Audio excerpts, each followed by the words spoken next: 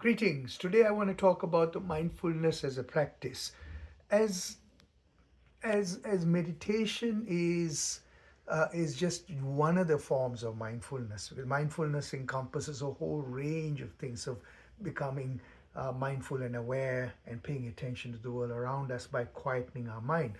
So meditation, focusing on the breath, is the most basic and the easiest way to do it.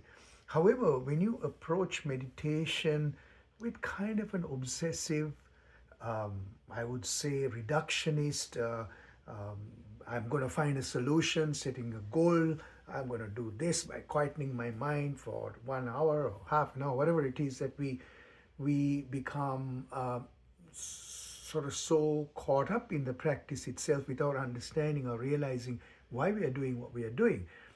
We can get ourselves into difficult situations mentally, emotionally. So when you quiet your mind so much in an obsessive way and focus your attention on the breath, it can well up emotions that uh, come up from past traumas, from childhood traumas, for instance. So for me, the mindfulness practice is much broader than that. So you can become mindfully aware by doing yoga, be mindfully aware by going for a run, a bike ride, playing guitar. There's so many things that you can, first of all, learn to quiet your mind by separating ourselves to become present, uh, and shutting out the past and shutting the future, which gives us some time for reflection and a break from the onslaught of all kinds of things that are coming at us. So that's one thing.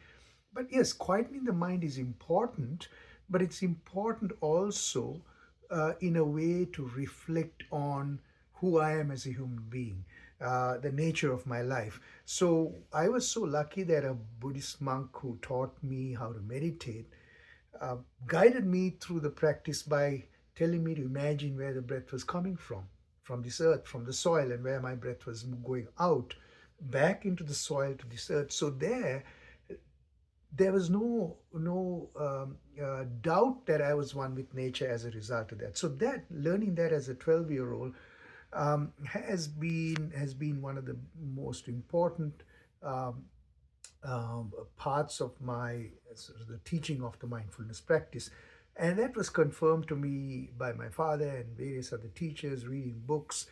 And and that is where I believe that we need to look at the whole picture. So the mindfulness practice also has other components like metta, Maitri Bhavana. It's loving kindness meditation. So along with my meditation, breath meditation practice, I send love to the world. I first of all give myself love. I say, may I be well and happy. And I say, may my loved ones be well and happy. Then I extend it to the world, to sentient beings, to all beings in this universe.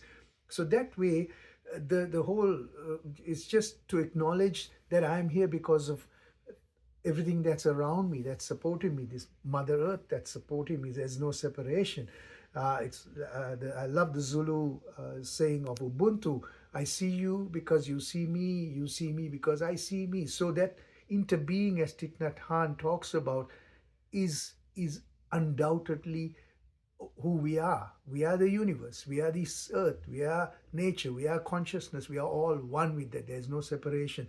Unfortunately, that separation has happened from a Cartesian separation of a machine like universe, which has um, put the human being at the top of the food chain and said that we can control nature and we can control everything else. We can engineer our way solution to solve problems. So that's when we get obsessed with a practice in that reductionist way that we can hurt ourselves, because then we have got a goal oriented process that we think that we're going to achieve something at the end of this meditation. No, meditation is a practice where I don't set any goals. I do it as a part of trying to understand the nature of my life, the nature of my existence, my emotions, my mind, and I keep discovering, even as a 66-year-old, my daily practice helps me to keep discovering a part of that nature and the understanding of the dukkha, the suffering that is there in life, the impermanence of life, and dukkha and suffering comes as a result of that impermanence, and dukkha and suffering comes from my attachment to things. Even if I'm attached to an outcome when I meditate, I will suffer from it. And when I realize the third, uh, uh, the truth that was imparted to me as a 12-year-old is that there's no such thing called self. It has taken me a lifetime to understand that this body is a fleeting phenomenon. And if I get attached to this body, attached to identifying with the body, um, and then identifying with my where I was born, my country, I could say my race, I could say I'm a singular Buddhist. So the more I identify and get attached with those constructs, those are human-made constructs. I wasn't born with that. That was given to me by my surroundings, by my culture. So the more I attach myself with it, the more I will suffer, because if somebody insults my country or the country I was born in, or whether it's as a Canadian or Sri Lankan born or singular Buddhist, I will get angry and suffer from it.